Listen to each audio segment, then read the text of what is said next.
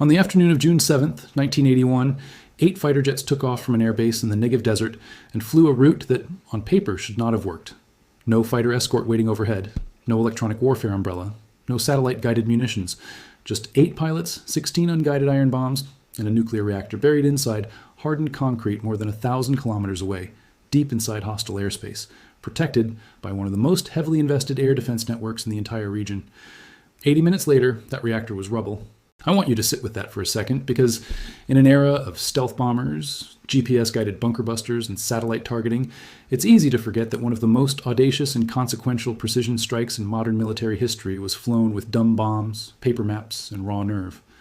What happened that afternoon didn't just destroy a building, it rewrote the rulebook on how nations think about nuclear proliferation, preemptive strikes, and the limits of what a small air force can accomplish against impossible odds. I'm a former fighter pilot. I spent years flying tactical strike missions, planning them from the mission cell and sitting through the debriefs where every decision gets picked apart frame by frame. I've studied this operation the way pilots study operations that matter, not as history trivia, but as a professional case study in how you actually pull off the impossible. So when I tell you this mission still shapes Air Force doctrine 40 years later, that's not a hook. That's the honest truth of how seriously this operation is still taught. Here's exactly where we're going today. First, I'll walk you through why this reactor became a problem that couldn't be solved through diplomacy, why a nation felt it had no choice but to act alone. Second, I'll break down the aircraft and the ordnance actually used, and why such a low-tech loadout was, in fact, the smartest possible choice for this specific target. Third, I'll give you the pilot's eye view of the mission itself, the flight profile, the timing, the sheer amount of things that had to go right in sequence with zero margin for error. Fourth, we'll look at what happened in the aftermath, the international reaction, and what it revealed about how the world actually responds to a preemptive strike versus how it says it will respond. And fifth, the honest bottom line, what this operation still teaches modern militaries about deterrence, and why its lessons are more relevant today than they've ever been. Why the reactor became an unsolvable problem, let's start with the context, because the tactical brilliance of this mission means nothing if you don't understand why it had to happen at all. The reactor in question wasn't a secret installation buried under a mountain. It was built with foreign assistance, under an internationally brokered supply agreement, and it was, on paper, a research reactor for peaceful purposes. That's the official story. But intelligence services across multiple countries had spent years accumulating a different picture, one where the reactor's true purpose was to produce weapons-grade plutonium, giving its host nation a pathway to a nuclear weapon within a matter of years, not decades. Here's the number that mattered most. Reactor cores of this specific design and configuration are widely understood to be optimized for plutonium production far beyond anything a genuine civilian research program would require. Multiple intelligence assessments concluded that once the reactor went hot, once it was fueled and operational, any strike against it would risk a radiological release that could kill thousands of civilians in the surrounding area. In other words, there was a closing window. Strike before fueling, and you destroy a construction project. Strike after fueling, and you risk a humanitarian and environmental catastrophe on top of a military operation. That single fact changed everything about the timeline. This wasn't a strike that could be delayed for another round of negotiations. It wasn't a problem that sanctions could slow walk into submission. There was a hard technical deadline, and once intelligence services became confident the reactor was approaching that deadline, diplomacy effectively ran out the clock on itself. The decision that followed wasn't made overnight, and it wasn't made lightly. But it was made with the understanding that after a certain date, this operation would no longer be tactically possible without catastrophic consequences for civilians. That's the piece that almost never gets explained properly in casual coverage of this event. This wasn't an act of impatience. It was the last physically available window before the mission became either impossible or unconscionable. The aircraft and the ordnance. Why low-tech was the smart choice. Now, let's talk hardware, because this is where people who don't understand air power usually get the story wrong. The strike package consisted of 2 flights, 6 aircraft carrying the actual bomb loads, and 2 additional aircraft flying top cover in case enemy interceptors scrambled. The strike aircraft carried unguided general-purpose bombs. No laser guidance, no GPS.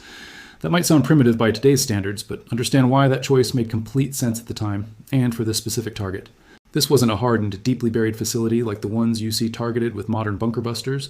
This was an above-ground, dome-shaped containment structure, strong enough to survive normal accidents, but never designed to withstand a direct hit from a purpose-built airstrike. You didn't need a 30,000-pound penetrator to crack it open. You needed accurate delivery of conventional ordnance directly onto the dome in a tight enough pattern that the structure would collapse in on itself rather than simply cratering around it. And that's exactly the tactic that was used. Pilots were trained extensively in a specific delivery method, a shallow dive bomb attack, releasing bombs in a tight sequential pattern designed so that each bomb would strike close enough to the previous one to progressively weaken the dome structure, causing it to fail catastrophically rather than absorbing each hit independently.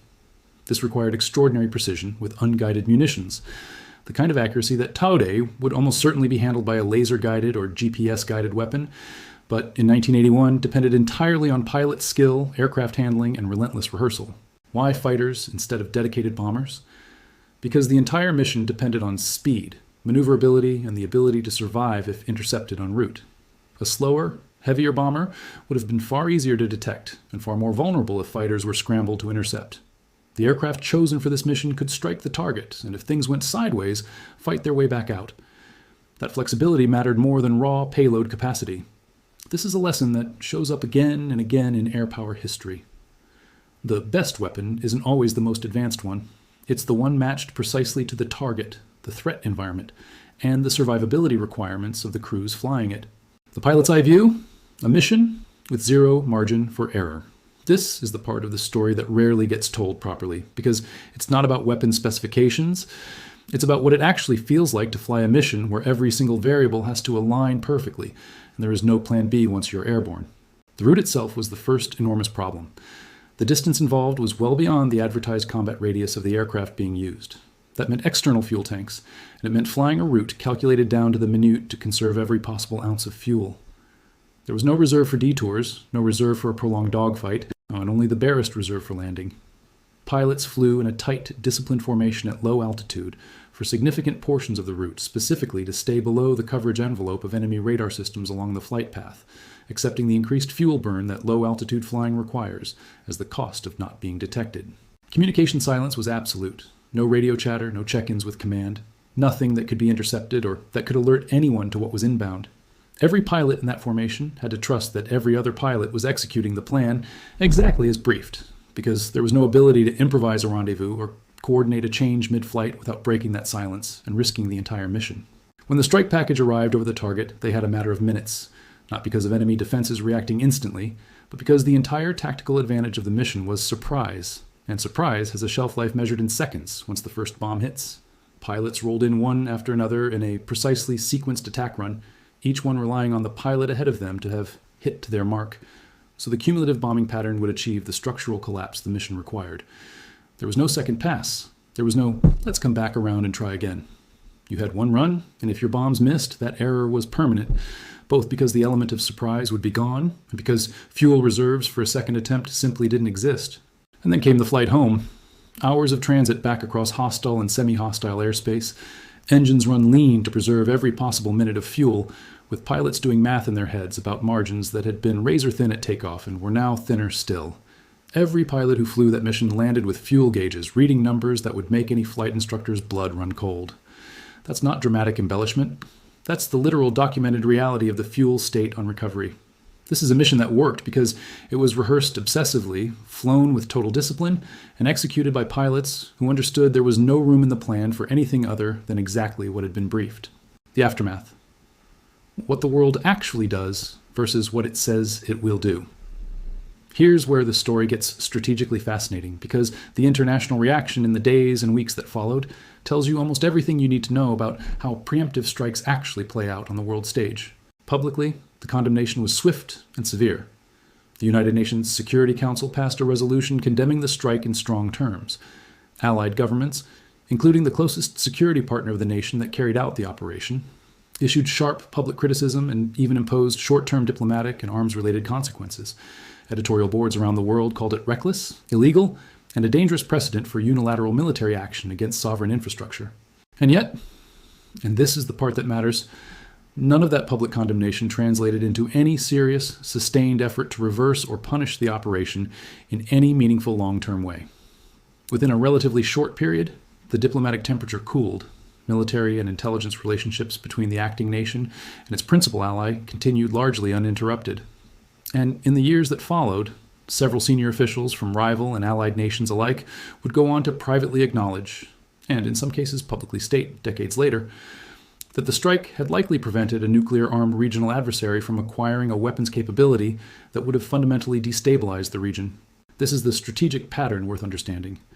The diplomatic reaction to a strike like this operates on two completely different tracks.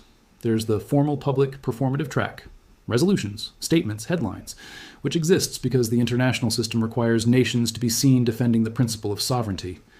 And then there's the quieter, practical track, where governments assess whether the strategic outcome actually serves stability and adjust their real behavior accordingly, regardless of what they said in the press room. Understanding that gap between the performative diplomatic response and the actual strategic recalibration that follows is one of the single most useful lessons for understanding how the world reacts to any high-profile military action, then or now. The bottom line, why this operation still matters. So what does an air raid from more than 4 decades ago actually teach modern militaries and modern audiences watching current events unfold? First, it established a doctrine that has been referenced explicitly by multiple nations ever since. The idea that a state facing an existential proliferation threat has both the capability and, in its own assessment, the justification to act preemptively rather than wait for a threat to fully mature. And whether you agree with that doctrine or find it deeply troubling, it has demonstrably shaped decision-making in multiple subsequent conflicts, including strikes carried out decades later against very different targets in very different countries. Second, it proved something that air power theorists had debated for years, but never seen demonstrated at this level of precision, that a numerically and technologically inferior air force could achieve a strategically decisive result against a much larger nation, provided the mission was planned with total discipline, executed with rehearsed precision, and matched exactly the right weapon and tactic to the specific target, rather than simply throwing overwhelming force at the problem. Third, and this is the piece I think about the most as someone who has flown strike missions myself, it's a reminder that behind every strategic headline, every geopolitical analysis, every message sent to the world narrative, there are pilots doing math on fuel gauges, trusting the person flying next to them, and accepting that there is no plan B once the wheels leave the runway. The strategic and political dimension of an operation like this gets all the attention. But it's built entirely on the back of tactical execution by people who trained relentlessly for a mission they might only fly once. That, more than any weapon specification or diplomatic communique, is the real lesson this operation still teaches. Deterrence isn't built on capability alone. It's built on demonstrated willingness and demonstrated competence to use that capability precisely, decisively, and without hesitation when every other option has been exhausted. Every adversary watching an operation like this doesn't just calculate what weapon was used, they calculate whether the nation that used it is capable of doing it again, and that calculation shapes behavior for decades afterward. That's the strike they said couldn't be done.